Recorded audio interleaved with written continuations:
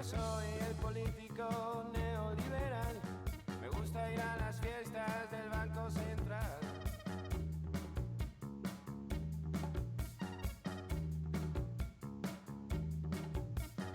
Vuela la cocaína por los despachos del capital. Vóteme porque mi rumba está buena. Vóteme porque mi rumba está buena.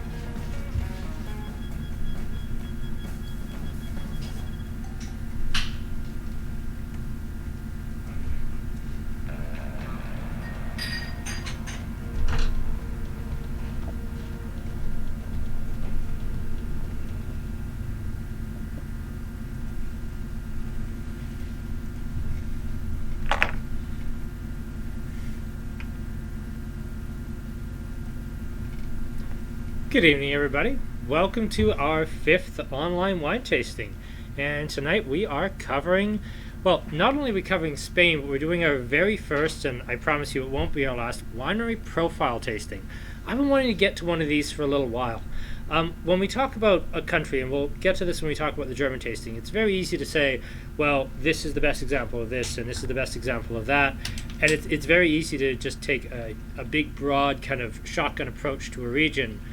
But I also find it really interesting to take that focus from wide into very, very narrow and talk about a single winemaker and their particular interpretation of a single site, of a single region, and very often, as with these 3 wines, a single blend being made from the same region.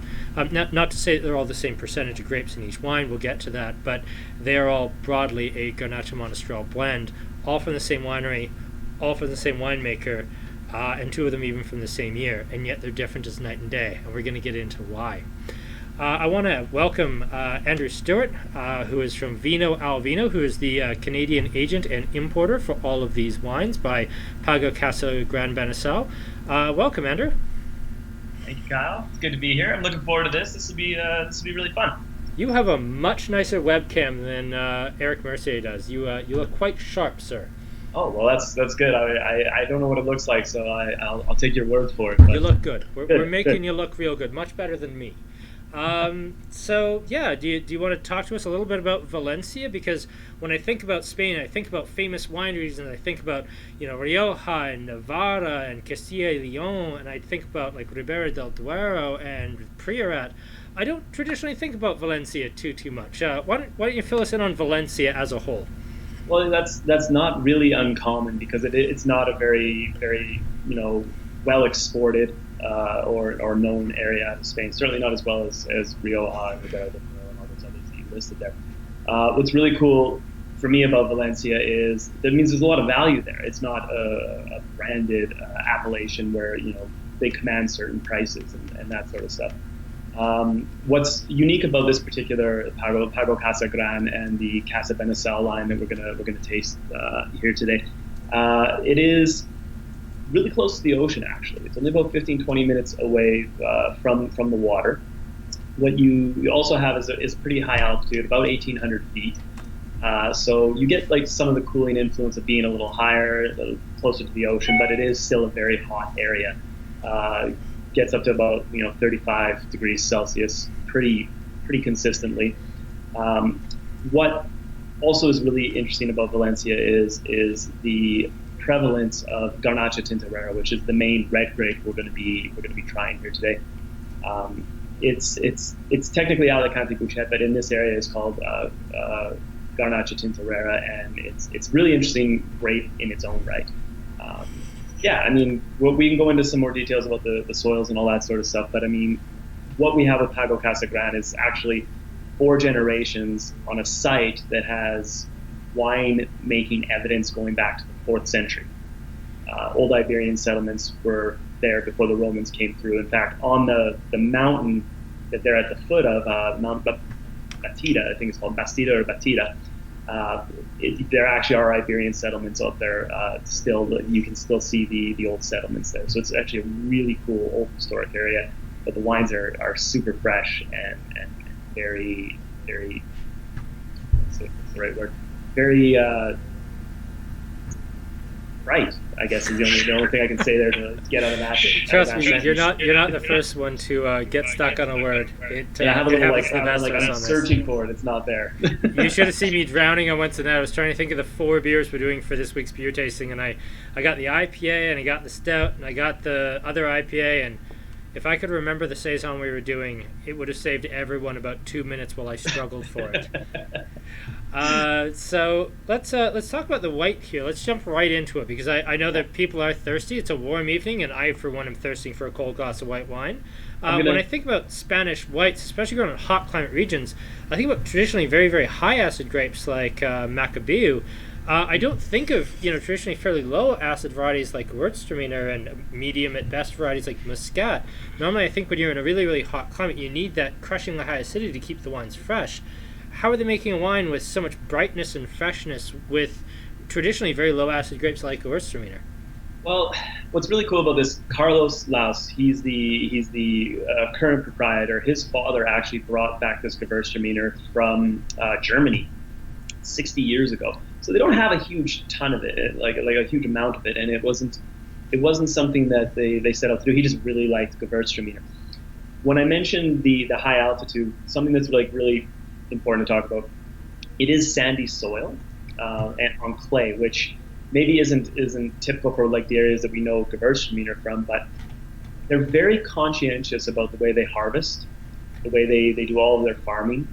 So I think both these white grapes that we're known for like more sweet wines. I hate to say that because they have very sweet fruit flavors no matter what. With Moscato and Gewürztraminer, you get that that lychee, pineapple, peach, like floral kind of thing, Moscato especially, like lots of like mandarin kind of like notes and things like that. And you can feel free to make fun of me, but when I saw Spanish white wine with Gewürztraminer and Muscat, I was thinking, oh, Vina Esmeralda, which I don't think that's unfair. That if you're talking about that blend from Spain, that does kind of come top of mind.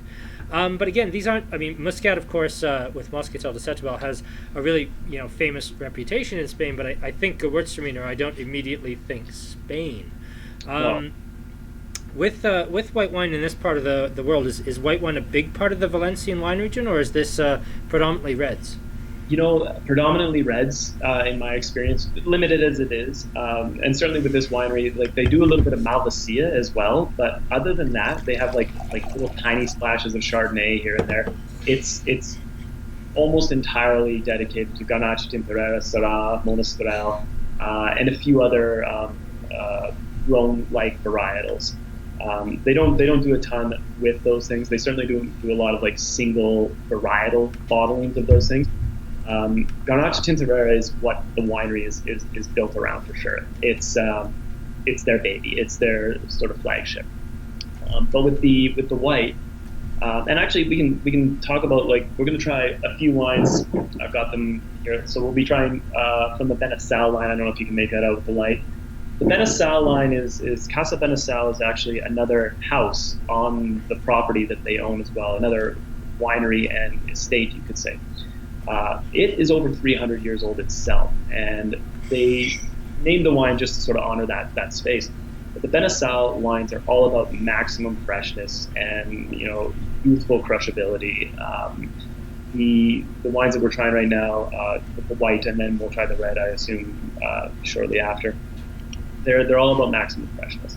And I don't know how many of you are actually like tasting all these wines with us, but the majority of people actually, yeah. Yeah, they go all the way through all four? Yeah, well, we sold 58 of these kits. That's so, yeah, and I assume most people doing these are couples, so we probably have 116 people doing this with us, all four. I just became like 50% more nervous about being in front of them. Yeah, me too. You get used to it, I promise. Don't talk about the numbers, I guess. So yeah, 50-50 Gewürz and Muscat. It's so aromatic and like intoxicating to smell. Like I love the way this wine smells. But my favorite part about it, and you mentioned this just before we got on here, it's fully dry. There's no like hint of residual sugar. When it gets in your mouth, like the acidity is there, it's crisp, it's all the like really bright, high-toned stuff of those grapes without any of the kind of like syrupy, sugary business. It goes into stainless steel for all of its aging after it's been crushed, and the fermentation actually like starts in stainless tanks, and then it goes into stainless tanks for aging. Naturally clarified. So these wines are actually all vegan as well. This is like an interesting side point to these wines because they're very good value. They're very, very, very clear and clean and simple to drink, very fun to drink. But they're everything good about what we work with, which is natural wines. So these are certified organic, vegan. There's no inoculations, which is, for a winery this size, it's incredible to be able to make all of these wines with no inoculations at all. Do you want to just touch on no inoculations versus inoculated wines?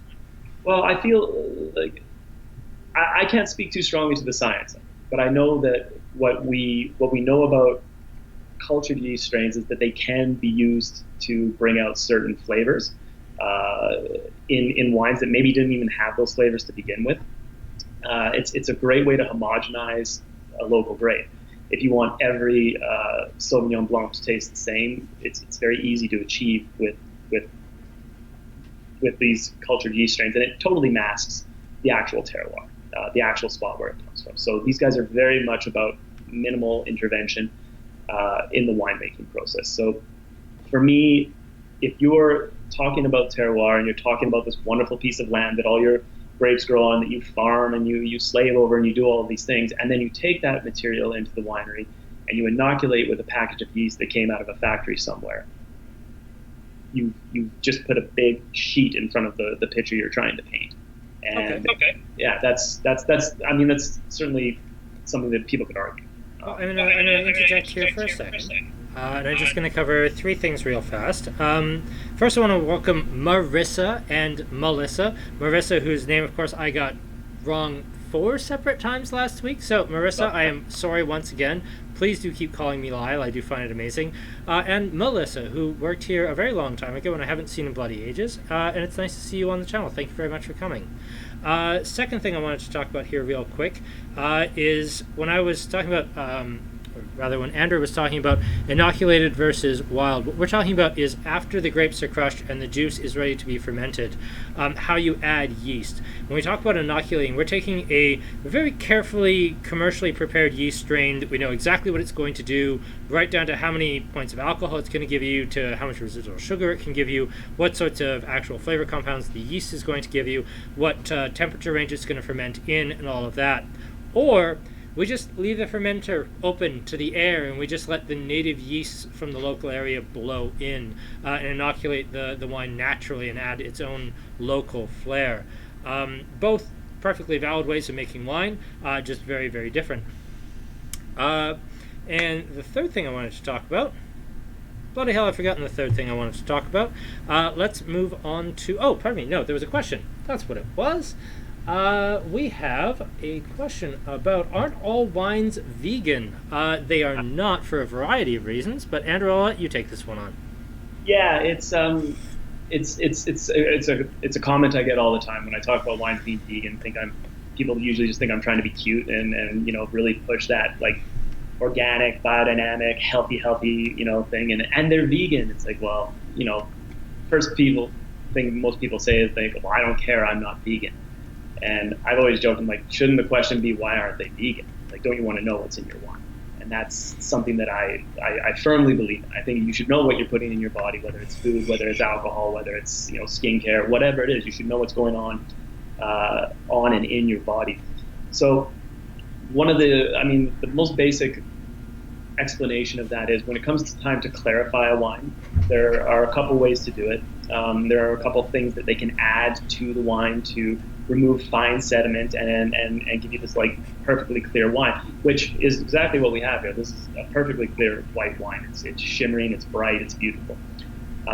One of the things, or some of the things that they use that would make the wine not vegan, they can use egg whites.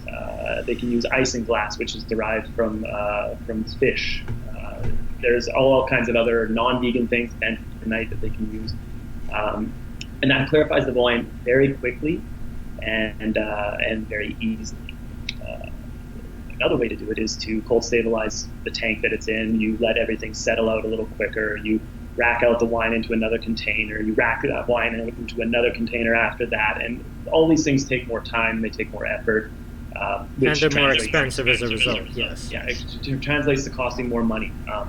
So this is another reason that I was so excited about not only the quality of these wines and the taste, about the winery in general, because we're getting really good value wines. And when I say value, I don't always mean like low price point, but these are low price point and good value because they deliver a really high quality wine and product that's organic, that doesn't contain any additives that you would be shocked to hear about or disappointed to hear about if you're vegan, especially. I've certainly ruined some vegans' evenings explaining that most wines are not vegan friendly. You get all of that in a wine that is like very fun and very easy to drink that almost anybody can approach from any angle, whether they're experienced drinkers or not experienced drinkers, or are they like, oh, I hate Gewürztraminer and I hate Muscat because they're always so sweet, and then they try this and it's bright and super delicious and fragrant. The wines, they deliver on so many fronts, but the most important one is they don't use any of the big commercial winemaking techniques, even though they produce at a very large level for a family-owned winery, for sure. Thank you, Andrew. Yeah. A couple of things next. We're going to jump on to the next wine. I'm going to ask just the general crowd, how's my audio? I'm getting really weird echo from my own voice, not Andrew, but mine. Just let me know how that's sounding to you.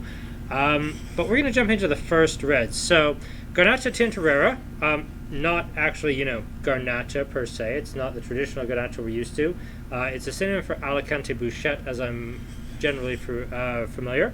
Very pretty. It is a Teinturier grape, so it actually has red juice, which is unusual, and it has red flesh. Blended with Monastrell, which is a very interesting grape. It requires absolutely buckets and buckets of heat, buckets of sun. It needs to almost be roasted to produce interesting wines.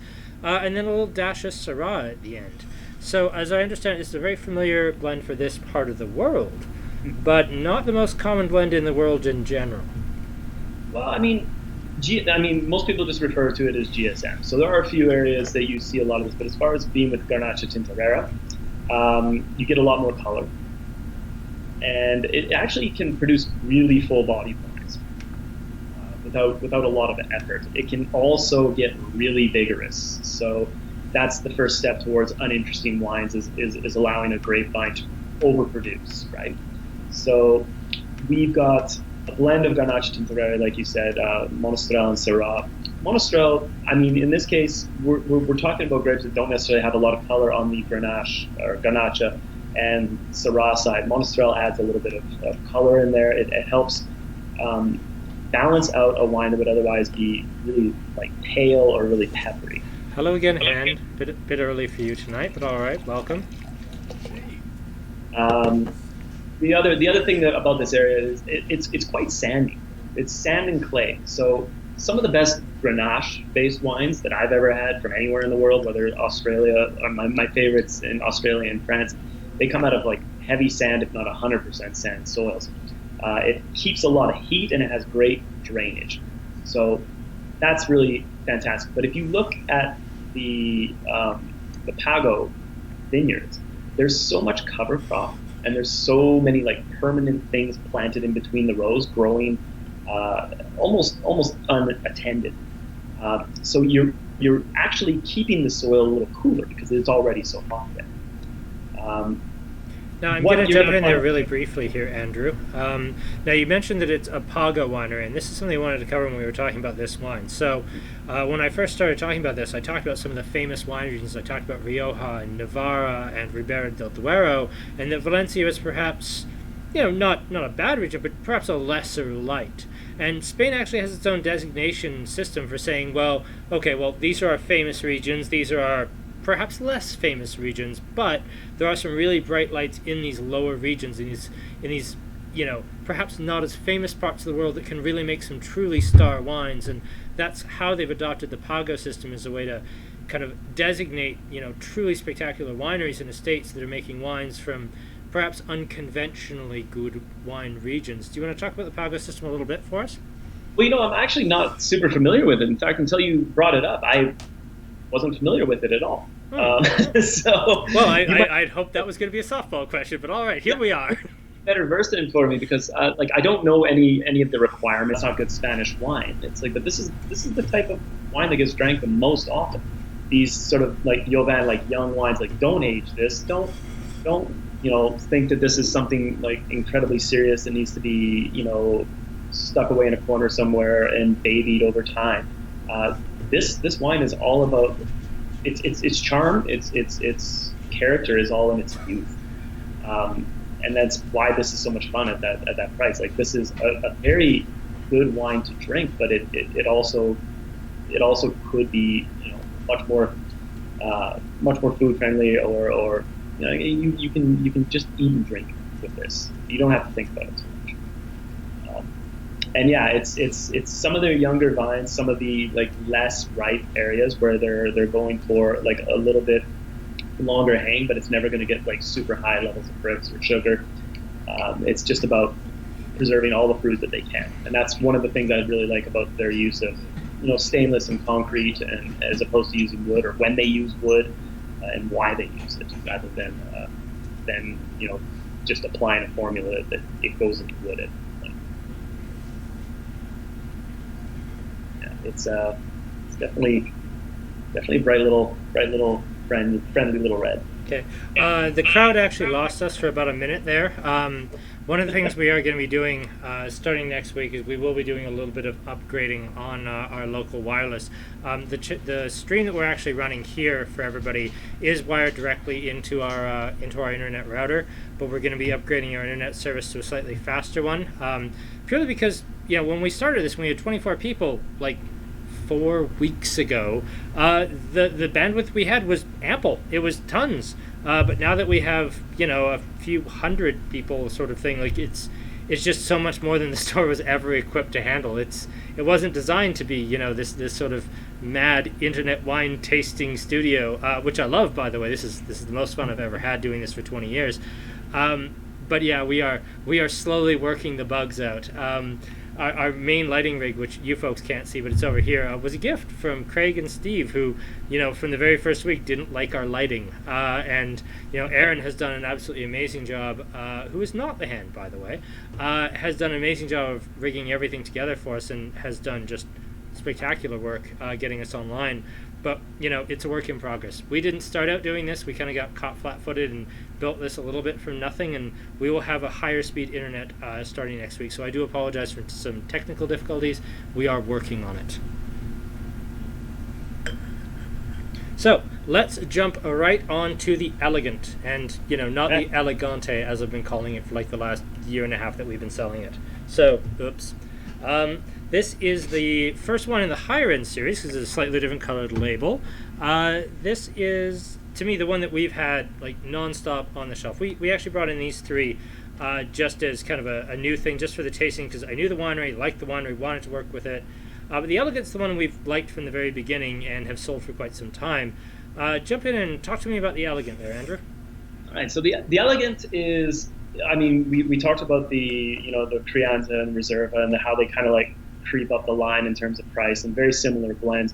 The Elegant is actually one of my favorites to sell to people as well, for sure, because it's such a good price point, and it definitely has some of the qualities of a bigger wine, but again, you have lots of freshness here. Even though I think it's at 14% alcohol. We're drinking a 4-year-old wine here, and it's still showing lots of freshness. What's really cool about this one, or this is where the conversation sort of starts in terms of like aging vessels. The wines are fermented individually, and then they will blend. Some of the wine goes into concrete for 6 months. Some of the wine will go into wood, mostly old wood, so it's not imparting a lot of flavor for the same 6 months, and then they'll sometimes blend them back together and put them. Andrew, can I just jump in? Do you want to touch on what a fresh barrel does versus a second or third use barrel versus a barrel that's been used for decades does to a wine? Yeah, absolutely. So first pass with the brand new barrel, the barrel is, it's just toasted. It hasn't had anything in it. It hasn't been, like cleaned over and over and over again. So the flavor of the actual wood is going to be much more prevalent. That's where, like, depending on the type of oak you're using, you're going to get a lot more of the vanilla and like oak-associated flavors that can actually work their way into the wine quite nicely if you're very careful with how long you leave the wine in wood, or it can kind of overpower. But for every successive use after that, the amount of compounds in there that can actually leach into the wine, it diminishes because it's a finite amount. What's really important, I think, and this is a good place to start talking about it, is the way oxygen reacts to wine in certain containers. You get a lot of oxygen exchange in a wood barrel, so that's why it's very good for very big wines that have, maybe like rough tannins or like they're not super well integrated. Oxygen kind of helps with that, to keep it really simple. Oxygen will kind of round out the wine. And that's kind of I want to jump in really briefly here. That oxygen rounding out the wine, that happens in a lot of different ways. That happens with it sitting in an oak barrel. That happens with the wine sitting in concrete. That happens at a very, very, very slow rate of the wine sitting in bottle, and a little bit of oxygen gets to the cork, and that's what we call aging in bottle. That happens as the wine sits on your counter and opens up after you open it. It is complicated, but broadly it's all just simple oxidation. So yeah, that I want to take it back a little bit for some folks who are new to the channel, but yeah, this is it's all oxidation, but it's all different types of oxidation. You're really all doing the same thing, but it's different ways of doing it, and it's always very interesting that way. And I feel that the difference between concrete and oxygen, concrete and oak will smooth out a wine, and it'll actually it does mellow it quite a bit, in my experience, certainly with these wines, because when you taste the wines that have been allowed to oxidize technically in concrete, they still maintain a lot of fruit freshness. They don't really like soften like and develop deeper flavors. It actually keeps it quite bright. Whereas I find if you took stainless steel, it's almost inert, it's hermetic, like it doesn't change at all, or it changes very, very, very, very, very slowly. So with wines that you want maximum freshness, like stainless steel is the extreme.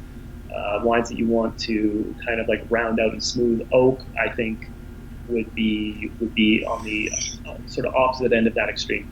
I feel like concrete kind of, it keeps a little bit of freshness, but it still allows some oxygen exchange, so the wine can soften a little bit, but it doesn't lose some vibrancy and freshness, and it doesn't take on really any significant other flavors that I would be able to pick out consistently.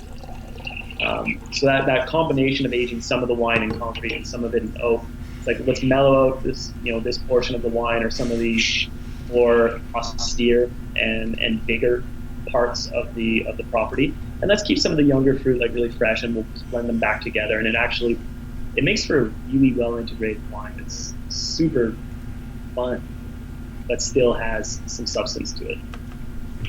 Okay, I have a question from one of our viewers. Somebody says they love this wine. It's delicious, but her nose, it smells a little bit like paint thinner. What do we? Is that a particular bottle issue? Is that reduction, or is this something that might come up just with the particular winery? Well, I mean, with this particular wine, I would say that I've had this one open only for about like 20-30 minutes before we got here, but initially it does have like a little bit of a reductive nose. What's happening now is it's kind of like sort of softening up and opening. I decant all these reds, even the young one, because I feel like any amount of oxygen into a wine that's just out of the bottle will just wake it up. I don't know if it's how serious it is on the bottle that they have, but like I feel like it's a little close and it feels a little sharp and high toned the second you open it. But it definitely mellows out. And I'll jump in on that. Like let's be fair. When you make a wine, like let's just keep abusing Apothic Red because we can.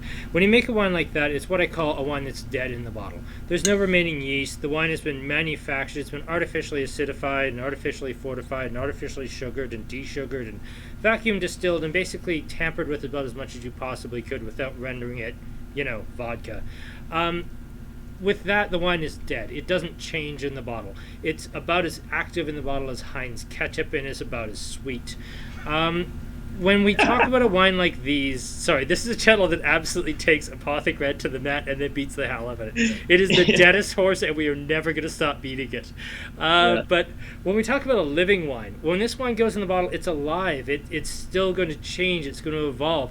And once it goes in the bottle and the cork goes in, it's its own little universe. Whatever field this came from, whatever barrel it came from, whatever fermentation tank it came from, once the cork's in, whatever particular micro differences in flavoring compounds or sugar levels or acid levels, they're unique to this bottle. It's its own little universe. It's going to change on its own, and it's going to change even if this is, the same wine that was next on the bottling line. It's a little different because just liquids, different concentrations can be different each bottle to bottle to bottle. Each bottle might have been, right against the edge of the storage container on the ship coming over from Spain, and it was 3 degrees warmer than its neighbor. All of these wines will have been their own little universe. And the time that they were bottled and the cork went in, on their grand adventure from Spain to our shelves to your kitchen, they've all had different things happen to them. I mean, to the point of you picked this up at the shop and then you went to the grocery store and it was really busy and you ended up stuck in line for 45 minutes and it was really warm and the wine got kind of warm in your trunk. That can change it versus other ones that didn't. I mean, that's the great thing about living wine is every bottle is its own universe, it's its own adventure, it's its own one-of-a-kind experience, and that's why I love living wine. The other question we had was talking about concrete in wine. So there's a lot of things you can age a wine in. Well, age. We'll talk about that in a minute. But you can basically store wine in a lot of things. Some which will allow a little bit of oxygen and some won't. If you age it in plastic, which is unfortunately a thing that does happen, although it's fairly uncommon, or stainless steel, it allows no oxygen through. The wine remains effectively inert. Whatever it was like when it finished fermenting, that's what the wine tastes like. But if you age it in concrete, you age it in oak, they are watertight, but they're not airtight. So a little tiny bit of oxygen will get in, and the wine will gently age and oxidize, and it will change, and it will open up, and it will evolve. oak, even if it's very, very old oak, will add a certain character, and especially with older oak barrels, they'll actually have their own like microflora. It'll have bacteria and things that have grown up living in this barrel for decades into the very short term of centuries, and they will change the wine because it has its own kind of like microclimate of microbacteria, and you have this unique character that's just to that barrel. Whereas concrete, it doesn't add oak flavor, it doesn't add vanillin, it doesn't traditionally have its own like microflora. It adds the oxygen, but doesn't add a whole lot else. And the same is true of terracotta. There's a different oxygenation rate between concrete and terracotta. There's different oxygen rates depending on how thick your pore is on the concrete, and the same with the terracotta. But it's a way of adding oxygen without adding any unique flavors outside of oxidation. Would you broadly agree with that, Andrew? Yeah, absolutely. I think it's a in we're talking about living wines and the amount of variables there are, and especially when you're fermenting with indigenous yeasts and you're trying to avoid any kind of chemical additives to stabilize and control microbial life. One of the things that you can control or at least measure in a way is how certain, you mentioned the porousness of the concrete, how your concrete is going to react to the wine in terms of the amount of oxygen it's going to see. What that's going to do to every single wine every year is going to be completely different, but well, very often that means it's seeing one guy turn one screw. When you talk about handmade wines, it means that the grapes are individually hand picked to the point where they'll go out with a knife and they'll actually take the bunch of grapes and they'll individually cut off any berries that don't look right, and then they'll harvest the grapes. So every grape is perfect when it goes in. When they're talking about putting it in a barrel, every barrel is individually tested and seen what its alcohol is, seen what its actual qualities are, and when it's blended off, they'll do different things with it. When we talk about a handmade wine, we're really talking about a massive level of care and attention, right from how they prune the vines at the very, very start of the season, right to how they bottle the wines, right at packaging. It's a complete start to end sort of process. So the difference between, can a large-scale winery absolutely knock it out of the park? Absolutely they can. There is no reason that a big producer can't make an absolute home run wine. It happens all the time. They pay the highest dollars, they have the best equipment, they should be able to make crazy good wines, but they don't have that level of care and attention by and large that some of the smaller estates do.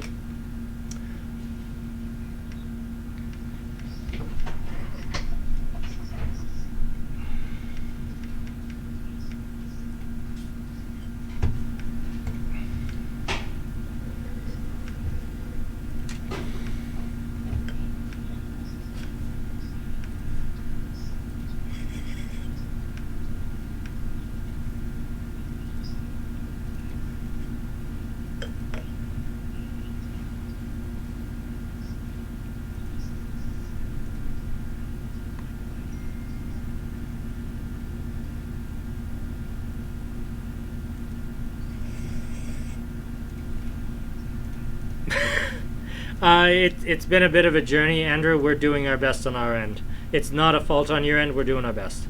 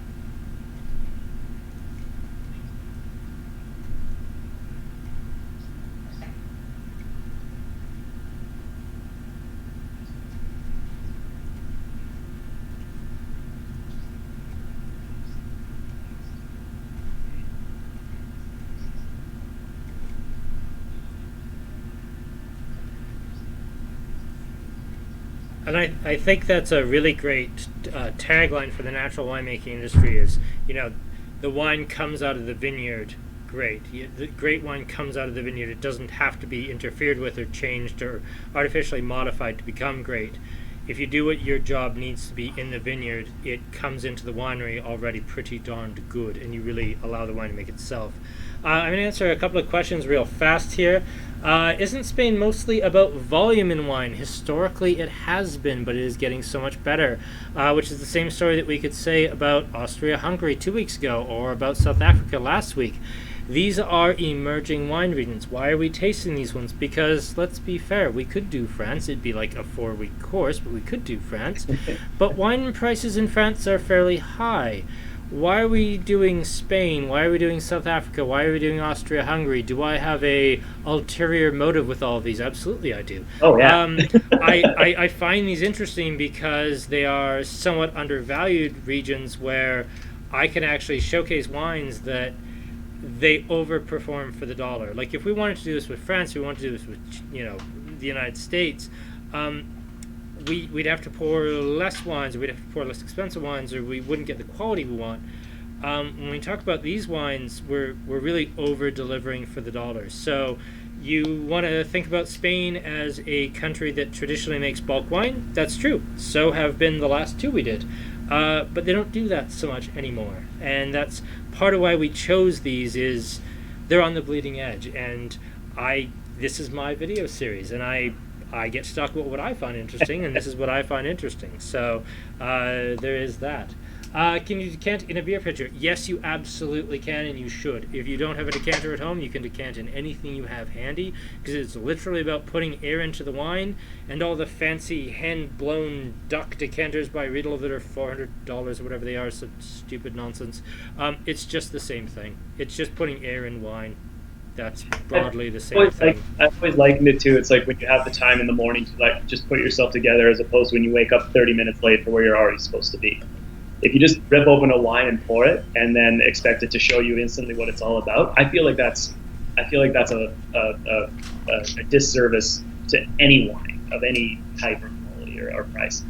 I think it's extremely important to experience an entire bottle of wine. There is a real wisdom to that, because it does make a difference when you can experience just the difference that a whole bottle can show you, because when you first open it has no oxidation, has no aeration, it's just very tight and closed, and at the end of the bottle it's completely open, and it will change over time, and I find that very interesting.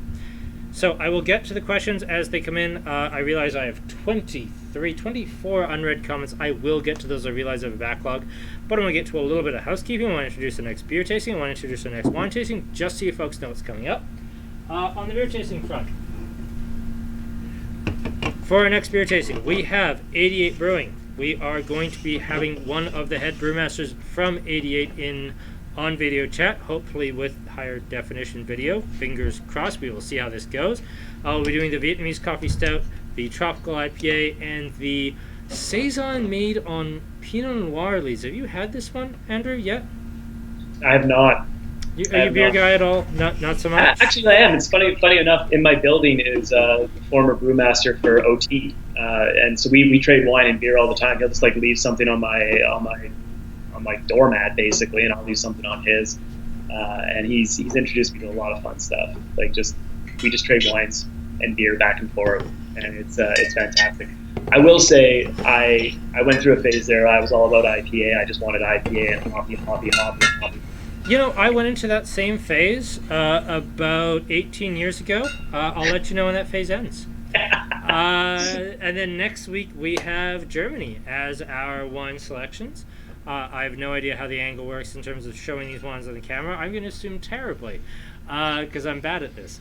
But we are doing Germany next week. We're going to do 3 whites and 1 red. I know I promised a rosé for this, but the rosé I have, we sold more wine tastings this week than I have bottles of that rosé, and I can't order more. So the last week I felt really bad because we sold out of the South African tasting Thursday morning, and we had 12 people call in and say, hey, we really want to do the tasting, and I kind of had to say no, and I felt really bad. So I won't do that. That's why we're not doing the rosé. We're going to do the Siebert Grauburgunder, which was actually the white wine at my wedding, which is kind of a fun story. I picked like a really fancy, like beautiful $30 red from Castilla Leon, and I thought it was going to be amazing. And I poured that at my wedding, and I said, oh, well, I need a white wine for the wedding. I guess I'll do this Pinot Grigio. I had more comments and compliments on this damn Pinot Grigio than I ever had on the red, which I found very irritating. Then we're doing the Lights Eins Zwei Dry. As you all know, I'm a massive Riesling fanboy, so I will be doing a dry Riesling, and then we'll be doing a sweet Riesling, just to talk about the differences, talk about the difference in styles, and talk about just why Riesling is the best grape ever, and you should all drink it, and you should listen to me and no one else. And they're just spectacular. And then we will finish up with a Pinot Noir, because Germany makes far better reds than they get credit for, and I really, really like this particular wine, so I want to talk about that as well. So that is enough shameless plugging for one evening. We will get back to the tasting. So, Andrew, would you introduce the Falcata, please? Yes, the Falcata. Okay, so this is getting a little more refined. It's actually, I guess you could say it's a tier above the Casa Beneçal series. It's where they start to get a little more serious before they hop into their monovarietal series, where they do single varietal bottlings of some of their best vineyard sites. So Falcata is actually, if you look at the label, Falcata is the name of the sword that you see on the label, and it's an old Iberian weapon. It was, if you were a soldier, you would get a falcata, and it would be made to the size of your arm, and it was very specific to every individual soldier. So much so that when you died, or when you were no longer able to fight, that weapon was retired. It was never used by anybody else. In fact, you were usually buried with it. So they not recently, but they have found these falcatas buried with excavations that they've done on the property, and they've actually been very gentle with that since. They haven't done any more excavating. They've left the settlements alone. So the label with the falcata and the kind of like wild grass at the bottom, the falcata like buried in the ground, and the little colorful bird on top, it's very much an homage to not just their Iberian roots that are very much like a part of that special little piece of land.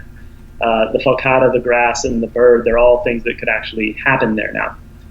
You could find that sword, and you could have the bird being there again, because this farm, like once upon a time, was not as biologically diverse as it is now. It's a much more holistic and natural space. So the big difference here is that you're getting a very similar blend to the Elegant that we had, but now we're taking some of the older vines on the property, and we're taking them and putting them into oak for an entire year. It's not a huge proportion of new oak. It's about 20%, but it gets an entire year in wood. So there's no like preservation of like young, fresh, bright fruit. It's very much about like we've got a more serious wine, and it needs a little more like rounding, a little more time. Okay, so this I'm gonna cut you off. We are gonna get to the Joven Crianza Reserva Gran Reserva in just a second. I just want to.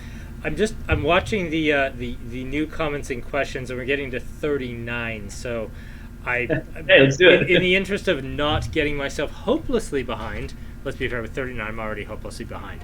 But I'm going to try and get through a quick list right here. Craig, when you were last in Spain, there was some brilliant stuff that never makes it out of the country. That is true of absolutely every country. For a variety of things. There are some grape varieties that have really low acidity and low alcohol that just won't survive shipping. There are some wines that just the local exporters will say, well, this is North America. They want cabs and merlots and this, and your local grapes, even if they're brilliant, they won't sell. And to be honest, in most cases, if you're selling to liquor depots and Safeways, they're not wrong. Let's be fair, independent little wine shops are kind of minority these days. They don't get exported because there's not a lot of money in it, but broadly, yeah, there's a lot of brilliant stuff, and this is kind of that brilliant stuff that, Valencia, these are, I've got to say, I think in 20 years of running this store, this is the only Valencian winery we've ever had. But yeah, that sort of thing is unfortunately too common. Question, in the scene from I Love Lucy where they are stomping grapes, is that a thing? Yes, it is. Absolutely a thing. For two reasons. One is tourism, because let's be fair, stomping grapes for half an hour and then getting lunch is a really great tourist experience if you're a winery. And for two, Feet are actually really, really good at crushing grapes without crushing the seeds. Whenever you're crushing grapes, what you're looking to do is to extract the juice at a high level without crushing the pips. Now, unless you're a crazy marathon runner, the bottoms of your feet are reasonably soft, and you will not have enough pressure on that particular point to crack a grape seed. Now, wine grapes are very, very different than table grapes. Table grapes are big and round and fat and have fairly small seeds. Wine grapes, if you've ever bought them, occasionally grocery stores will have them. If you've ever bought wine grapes to eat, they suck to eat. They're terrible eating grapes. They're little and tiny. They have thick skins. They have giant ass seeds. They're terrible eating grapes. And as a result, if you press down on that seed too hard, you introduce bitterness. And even if you're making apothic red and monkeying with the wine as much as you possibly can, making this terrifying Frankenstein of wine, you can't get rid of bitterness once it's in the wine. Once it's there, it's kind of like making pasta sauce and you add too much salt. Once the salt's there, there's not much you can do about it. Bitterness, once it's in, it's there. So a human foot is quite good at crushing grapes without adding any bitterness. So there are some wineries that really believe in doing things as manually as possible that will do foot treading.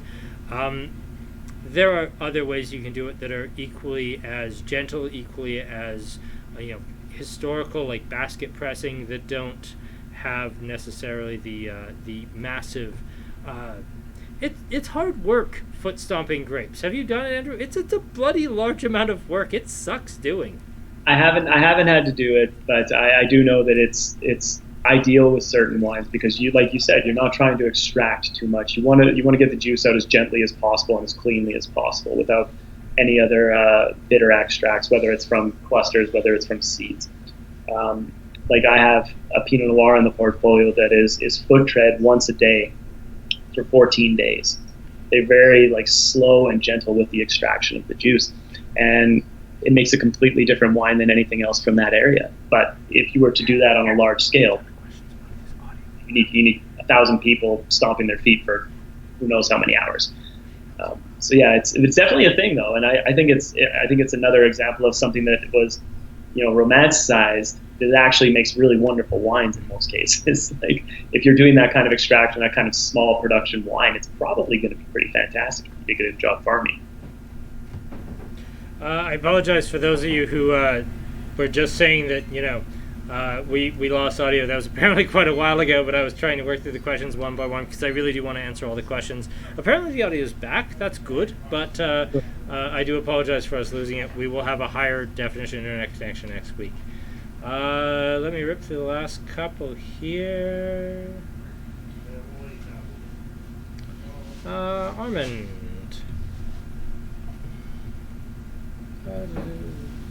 That's another question.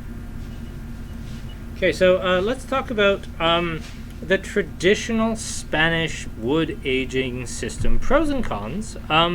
So for those who don't know, when you see reserve on a bottle of wine, unless it's from Spain or Italy, because those guys have legally designated systems for what is and isn't a reserve. If you have it from Chile or Canada or the United States or Australia, you can, name your wine the super duper supercalifragilistic Batman Superman Reserve and then package it at $8.99 because reserve is a completely meaningless term. If you're from Spain, the terms Crianza, Reserva, Gran Reserva, these are legally designated terms. What we've got, both with the Elegant and with the Focata that you're having now, these would be, even though they're not labeled as Crianzas, and I don't think there's any kind of legal definition for Crianza Reserva with Valencia, which is something we sort of touched on when we talked about the fact that, yeah, these are good wineries. They're not from typical areas that have these really strict adherences to, Crianza Reserva. Vino Joven. Andrew, I fear that both, due to technical difficulties, both your and I's really fun explanations of that system were lost due to the vagaries of the current internet. So maybe we should start again. I'm going to impose on you to start this one off, and I'll make comments this time and be the color announcer. Do you want to walk us through the 4 grades of the Spanish system again? Sorry for this. It's the vagaries of an internet where everyone had got Pornhub Premium for free. And also, if it's because we have too many people here, that's totally. I'm more happy that people are drinking the wine than anything. So Vino Jovan, it's under 15 months old, basically. I think is the exact number. It doesn't usually contain any oak aging at all, and you drink it young and you drink it fresh. Ideally, you can age them, but like I said earlier, the charm of that wine is all in its youth. Crianza is, I think, 2 years of aging, at least 6 months in cask, but 2 years before they can release it. And I think from there we jump to Reserva. It's 3 years, including the full year in cask, before it can be released. And Grand Reserva is 5 years total, but it's at least a year and a half in cask before being bottled. So yeah, you can't go any sooner than that, I believe. Is that correct? Like I haven't cracked a book in a long time. Yeah, nobody has cracked that book in a long time. I mean, we all view it as like, yes, Jovan, not a lot of oak. Crianza, medium oak. Reserva, all the oak. Grand Reserva, probably too much oak. And when you do this day to day, you can't remember the exact numbers. It's just how you kind of shorthand it. Andrew, I know you've done a ton of formal wine education, as so I have. Yeah, it's to a certain point you don't remember the exact numbers and exact dates. It's one of those things where you're very familiar with the systems, you're very familiar with the wines. I can remember whether it's 6 or 12 months in oak versus 18 to 30 months in barrel. I don't remember. I can't imagine you do either. No, I admire the people that do, but I mean, the last course I took with my WSET was over 10 years ago, and I opened books for references, but if you think that I could remember all of that stuff, like once the exam was over, you immediately start. Oh yeah, nobody remembers. Filling those brain cells with your celebration drink afterwards. So, but yeah, I'm pretty sure that's accurate, and I'd stand corrected if I got anything wrong there. But Jovan, young, fresh, no wood influence usually at all. Crianza, a little more. Reserva, definitely getting into some like woodier wines. And that's not to say that every wine that could be a Reserva should be. Like some wines, they don't get the ripeness, they don't get the quality of the fruit, but they do spend the appropriate amount of time in wood. They get released as Reserva. So it's not necessarily, and this is the same with Italy and the DOC and DOCG and IGT. There's different levels, but it doesn't necessarily guarantee a certain level of quality. It's important to taste as much as possible and get to know a producer and then try those wines often, and you'll realize there's lots of IGTs and Crianzas that drink better than some of the higher tier, more expensive wines to your taste, but also because the producer is just a much more quality focused producer, and they like a style of wine and they want to make the best style of that kind of wine. So it's a guide in those sense. It's kind of important to know what the restrictions are. It doesn't necessarily mean higher quality. It usually just means higher price point. And higher alcohol. Yes, that as well. Yeah. That also happens. So in a vacuum, just if price was no object, Andrew, what's your favorite of these four wines? What would you be picking up here to take home yourself? What do you love? What grabs your attention immediately? I honestly drink a lot of the white wine. Really? I really enjoy drinking that white. If I was to pick one of the reds, I actually like the Elegant because I tend towards lighter wines, period. I used to, be all about bigger, heavier. Like Amarone was the only wine I wanted to drink for a brief period in my early wine education. And I realized I was drinking 16.5% alcohol and who knows how many, grams of sugar. We all grow up sometime. Yeah, exactly. You now that being said, like I enjoy a glass of Amarone as much as I ever did, but it's one glass. I like the Elegant a lot. I think the Elegant in this lineup is one of my favorites for that reason. I think there's another wine in the lineup that we have in Alberta to the Benasal called Crux, and it's almost an identical blend, but this one gets the full year of aging. 50% in wood, 50% in concrete, and it is higher alcohol. So it would in this lineup technically be it would be not quite Crianza, but similar to, and it's really rich and full bodied. I think of the entire lineup, that's one of my favorites because I can still enjoy it and drink it, but it's heavy enough and rich enough that it actually appeals to a huge amount of people out there who just like really big, bold wines, which is wonderful. So I think one of the things I love about this is this winery in general is the lineup of wines that we have. There is literally something for everybody. I think so. I'm watching as I asked you your ranking. We've had probably 15 people submit their own rankings, and I noticed nobody has number 2 as their favorite, and I'm very fond of number 2. It's light and it's fresh and it's friendly, and you folks, unless you've done things like this, like I have the last 4 weeks, so yes, I'm speaking from my 4 times of doing this experience. It's hot with these lights. It is so hot. And these are honestly too big a red for me in this heat. I'm kind of right on board with this lighter red because honestly, I'm very, very warm. This is a lot of light and a lot of heat, so I'm actually quite enjoying the lighter red. The elegant or the first red? There are some people who did say 2 and are now terribly, terribly offended that I said nobody said 2. But there were some people, but they were not the majority, and they are my people, and I love them so much. But well, and then that's something to be said. Like, I mean, I don't know how many of us are going through this lineup right now with a full meal in front of us. I would suspect very few. Maybe you're eating something, but as we go up the line, the requirement for food becomes higher and higher and higher as we go up the line. Okay, for sure. just want to point out the hand favorite of the night, number 2. Not going to say that they're the most discriminating palate, but they're also the most discriminating palate. Just trying to throw you a bone. Thank you, hand.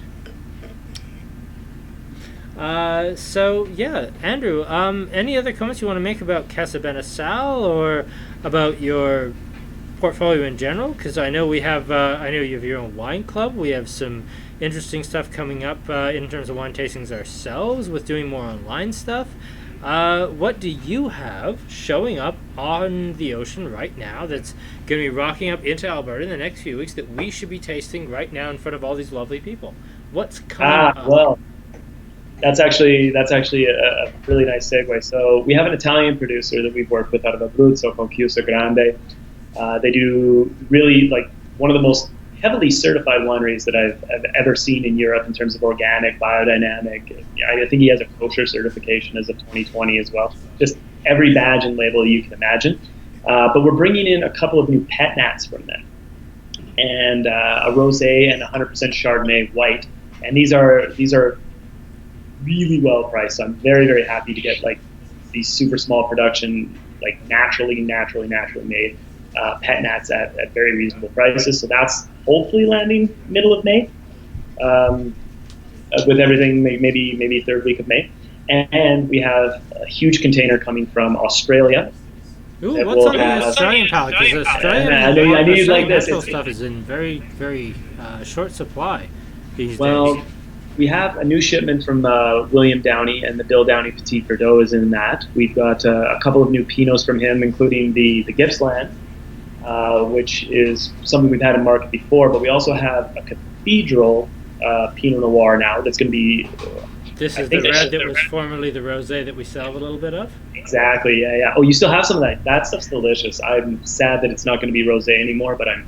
Well, we bought quite a bit for this big banquet, and then the banquet didn't end up going through all of it, so I have a little bit left. I think we bought 72, and we got 18 back, and we still have a bit because the banquet was in fall, and then we went through, a fairly cold winter by Lethbridge standards, so we didn't sell buckets of rosé, at least not $30 rosé.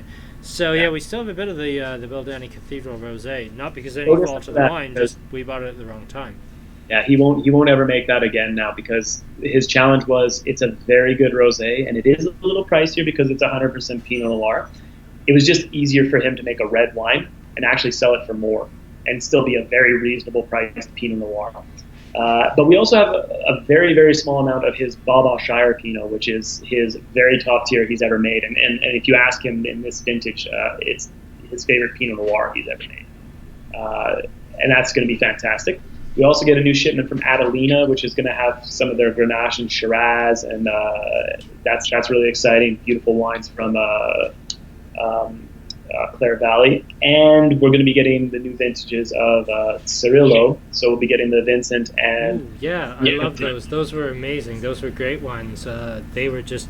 For a little while there, those were our best-selling Australian wines. I absolutely adore them. The 1850 is the oldest Grenache on the planet anywhere. And when I said earlier about Garnacha and Grenache being like really happy in sandy soil, if you look up the vineyard, it is literally a sandbox. It's nothing but sand. You can't see anything else there, and nothing else grows in it except these vines. They're planted in 1848. So the 1850, it's weirdly called 1850 instead of 1848, but that was when the vines that make that wine were planted. So they are the oldest Grenache vines on the planet. Outside of that, we've got some new things coming from Canada, from Vancouver Island, Cowichan, and the Wine Club. Of course, we're going to be pushing something out. So if you're interested in that, hit us up on Instagram, and I'll tell you what that's going to be, because you can order it through Andrew Hilton, and you don't have to, commit to anything. It's a 6-pack of weird and wacky little wines that we do. And then you do the same sort of thing. You do a live stream where you do like a tasting of them, or. That's exactly what I was going to say. It's like I'd love to, like, seeing the success that you guys have had is like very encouraging, because you try to do these things on social media and you don't know if anybody's watching, you don't know if anybody cares, and you certainly don't know if they're buying any of your wines because of it. But supporting stores like yourselves that support guys like me who do this, we don't do it for money. We do it because we absolutely love it, and these are really challenging times. So like if somebody's willing to like look at a screen and listen to me talk about these things, I'm there for you. Like we can do it anytime, because it's the only way you can really share wine with people right now. So I want to have you ask a question, because Devin is running the comments, and Devin is sassy tonight. He has got some sarcasm going on with his text comments. Yeah. But his question was, how do you become a wine agent? How do you import wines into Alberta? And I have a fairly good idea, but I don't actually do it for a living. Why don't you fill us in, Andrew? What do you do as a wine agent to bring things into Alberta? Well, the sexy bits and the paperworky bits. Yeah, I mean, you basically find wines that you're excited about, and you find a way to taste them. If you haven't tasted them with the winery, or if you just like are interested in what they're doing, you get some samples, you taste some wines, and you figure out, who am I going to sell this to? Does our market need it? Does our market want it? Will our market be open to experimenting with it? For me, the path to becoming a wine agent started a long time ago being a buyer. I've been buying wine for restaurants and retail for, I think I've worked in wine now almost 17 years. And I was buying for restaurants and I was buying for stores. And when we started working with a restaurant, I worked with Pigeonhole here in Calgary, and they wanted to do a natural wine program. We had no idea what that meant. And I still feel like I have a somewhat different idea of what I consider natural. But we had no wines that we could buy. So there was definitely a market to be filled for that. And I was buying wines from a gentleman who had a very tiny agency called Vino al Vino. I was buying a little bit of wine from him, and I really liked the wines that he had. And he asked me, who should I import? Like, what are some producers that you would like? And because I was having such a hard time buying the wines that I wanted, I thought, hey, I'm going to start a natural agency of my own. And he kind of figured that out just from my attitude and my, keeping it close to my chest, that I probably had some ideas. So we partnered up 2 years ago, and since then we've grown from 3 producers to, I think, 37 producers in 2 years. And this is a good example. The wines we tasted tonight, these are natural wines in the best sense of the word. They're organically farmed. They have very little to no additives. They're clean, clear, and you can pour them for anybody. They're not stylistically natural. They don't look a certain way that you associate with natural wines. So it's a good gateway drug for people to trust naturally made, hands-off, chemical-free wines are still going to taste good and are still going to be fun. That's one of the things I really like and appreciate about the natural wine movement is, let's be fair, we've been buying from big wine co-ops that genuinely made amazing wines for a very long time.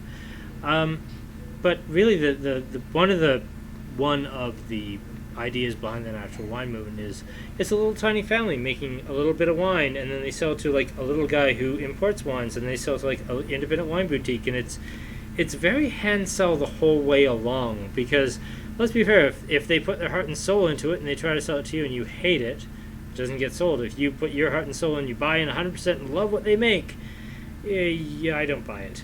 But it kind of requires like three levels of people to really buy in and love the wine and be really on board for it to sell.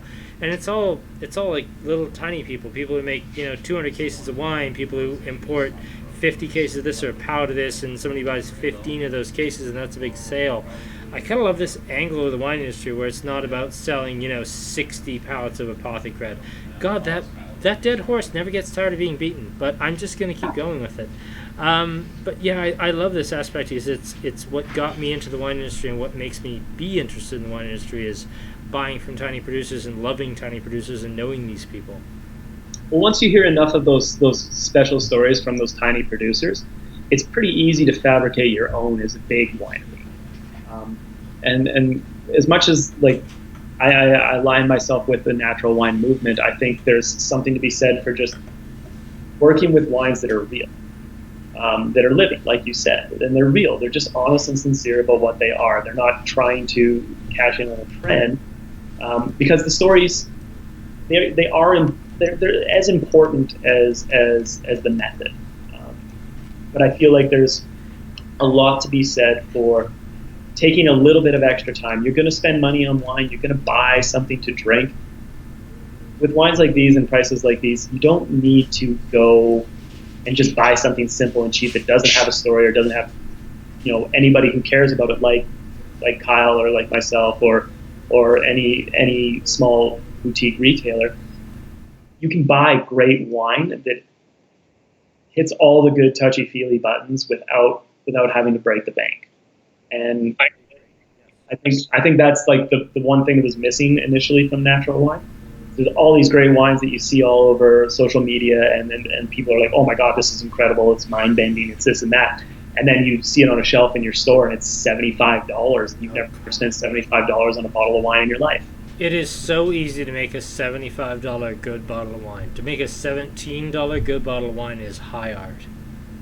And to do it with all the integrity and honesty that you would want in anything that you're spending any money on. I think it's those people need to be supported. Their stories are way more important than it's like, oh yeah, like it's been 4 generations. It's like, yeah, but you guys have made like hundreds of millions of dollars, and who knows who you stepped on to get here or how you did it. I like that I can trace these things back, and I just want to know the story. I don't care about the amount of sulfites. I don't care, about how rigid you are in the dogma of making things natural. I just want to know, so I can tell that story to people and I can get them excited about it. Because if the wine tastes good enough that I want to know the story, that I want to put my money and my time into bringing it across an ocean, I just want to know the truth, and I want to share that. That's all it really is at this point. Is Andrew and I are going to make some banter. Banter, I love banter. That's highly underrated.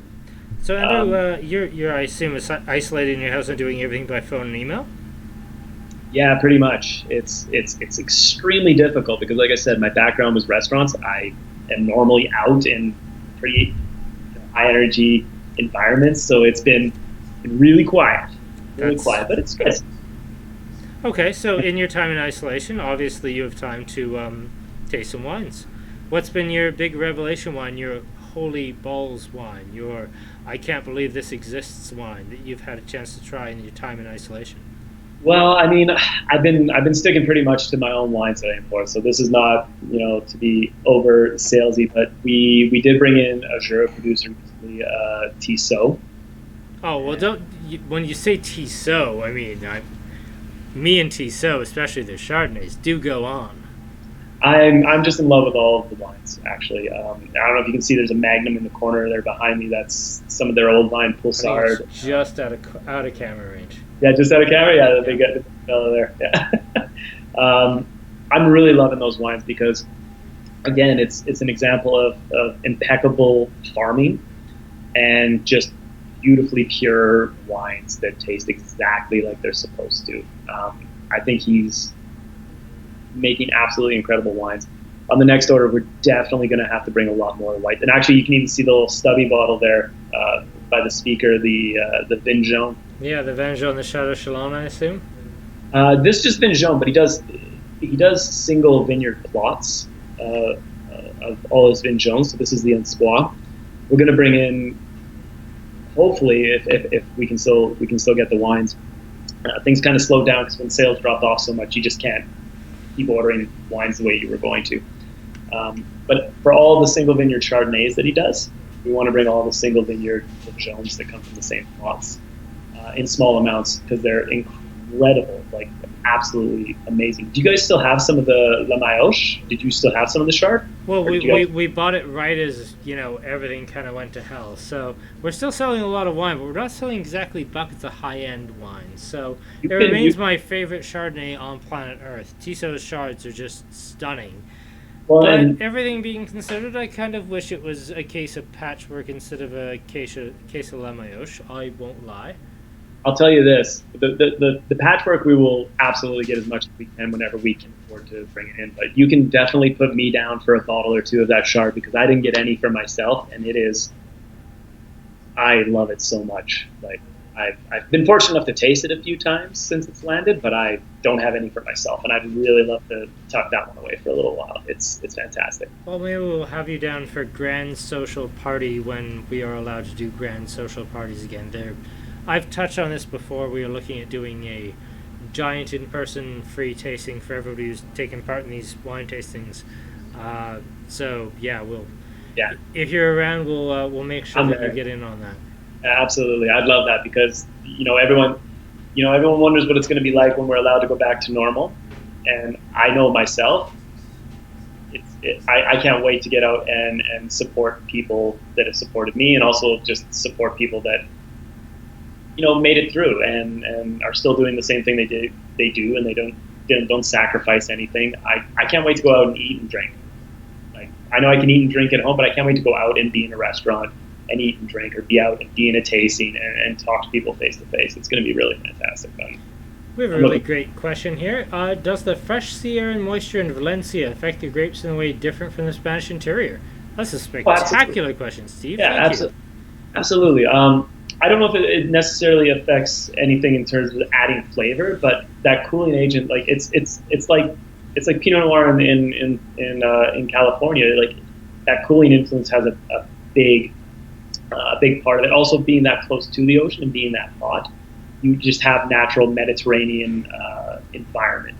I liken it to the Amplia wines that we have on the Maremma, the Tuscan coast, where they've gone a much more Mediterranean vibe. The wines are like herbal and fresh and like very lifted, and like they have like an actual herb quality, which is really wonderful. And that's even like with the Elegant, I found a lot of an herbal component and very like lifted and bright. I think that absolutely that's going to have an effect. They're very close to the ocean, so what that effect is hard to pin down for a lot of people, including myself. But it's weather, it's ocean. Of course, it has an effect for sure. Well, Andrew, I think we've taken out your time for 90 minutes at this point. I really appreciate your time. Thank you very much for joining us. We'll definitely have you on as guest again. This was so much fun, and I love talking Spanish wine. Spanish wine is my baby. It's what I love so much, and I really appreciate you coming on and joining us. Thank you so much. My pleasure. Thanks so much for having me, and thank you guys for trying the wines, and I hope you love them. Thank you, Andrew. Talk soon. Take care. Bye-bye. Well, that's Andrew gone. We will stick around to answer your questions by text for the next few minutes, and we will always be around to just answer them long term. It just might take us a little longer to get back to them. Thank you all so much for joining us for our Spanish wine tasting, our very first winery profile tasting with Pago Casa Gran Benasal. We will be doing Germany next week with 3 whites and 1 red, because fingers crossed it's going to be really warm outside this next Friday. Hoping not super windy. I did say the W word, so I'm going to not touch wood, but you know what? I'm hoping it's going to be amazing, and we're going to be able to drink some beautiful chilled white wines and some very light red, and we're going to have a beautiful tasting, and it's going to be a really fun Friday night. Once again, I'm hoping for a really cool special guest, but I haven't got them booked yet, so I won't say who they are. But in the meantime, thank you very much. I'm Kyle with Andrew Hilton. Thank you so much from me and from the hand, who is clapping with one hand, so you can't hear it. And we will see you again.